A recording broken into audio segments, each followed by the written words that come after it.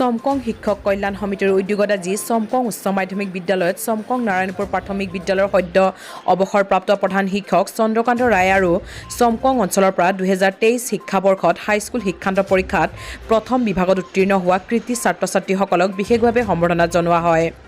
চমকং শিক্ষক কল্যাণ সমিতিৰ সভাপতি তথা চমকং হাইস্কুলৰ প্ৰধান শিক্ষক হৰজিৎ ৰায়চৌধুৰীয়ে সভাপতিত্ব কৰা সভাৰ উদ্দেশ্য ব্যাখ্যা আগবঢ়াই চমকং শিক্ষক কল্যাণ সমিতিৰ সম্পাদক প্ৰশান্ত বৰিয়ে।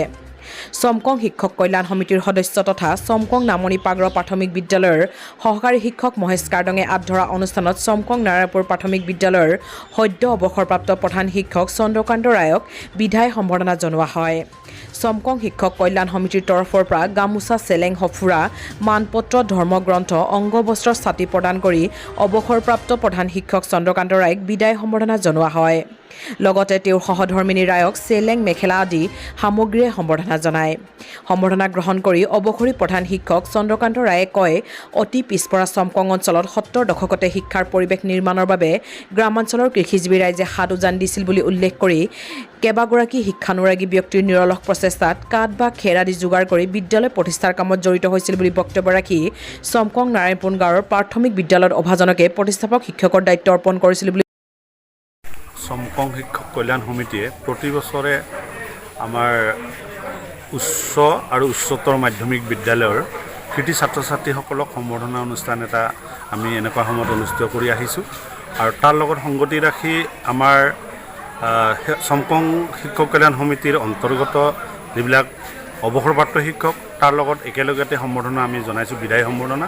গতিকে তেনেধৰণেই আজি এই অনুষ্ঠানটো পতা হৈছিলে আৰু তেনেধৰণে আমি 14গৰাকী কৃতি ছাত্ৰ-ছাত্ৰীক আজি সম্বৰ্ধনা জনাবলৈ পাই মই সভাপতি হিচাপে শিক্ষক কল্যাণ সমিতিৰ মই যথেষ্ট উৎফুল্লিত হৈছোঁ, আনন্দিত হৈছোঁ। এইকাৰণে যে আমি এই কৃতি ছাত্ৰ-ছাত্ৰীসকলক সম্বৰ্ধনা জনোৱাৰ জৰিয়তে ভৱিষ্যত সমাজখনক সুস্থ সবল হিচাপে গঢ়ি তোলাৰ ক্ষেত্ৰত তেওঁলোকে আগবাঢ়ি যাব আৰু আমাৰ এই অনুষ্ঠানে যথেষ্ট তেওঁলোকক উৎসাহিত কৰিছে আমি ভাবোঁ।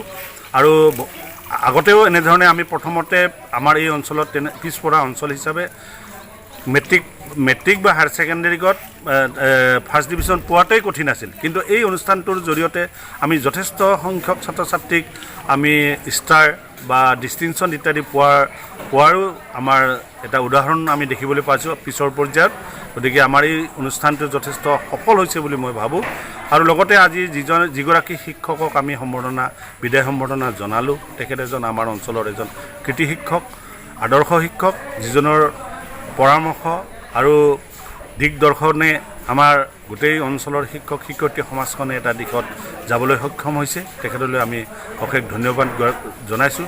আৰু আপোনালোকৰ মাধ্যমৰ জৰিয়তে আমাৰ এই শিক্ষক কল্যাণ সমিতিয়ে লোৱা উদ্যোগ অৰ্থাৎ আমাৰ এই কৃতি ছাত্ৰ-ছাত্ৰীসকলক যি সম্বৰ্ধনা আৰু এই সম্বৰ্ধনাৰ জৰিয়তে ভৱিষ্যত সমাজখন গঢ় দিয়াৰ ক্ষেত্ৰত যি সহায়ক হ'ব বুলি আমি ভাবিছোঁ।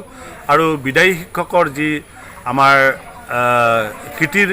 কৃতি শিক্ষক হিচাপে তেখেতৰ গুণানুকীৰ্তন আমাৰ সমাজখনত শিক্ষক সমাজত আলোচিত হৈছে, সেই গুণানুকীৰ্তনে আমাৰ ভৱিষ্যত শিক্ষক সমাজখনকো সহায় কৰিব বুলি আমি আশা ৰাখিছোঁ। যিটো আপোনালোকৰ জৰিয়তেও আমাৰ এই বাৰ্তাটো বেলেগ শিক্ষক সমাজলৈ বা সামাজিক সমাজলৈ যাব বুলি আমি আশা ৰাখিছোঁ। আপোনালোকক অনুৰোধ জনাইছোঁ।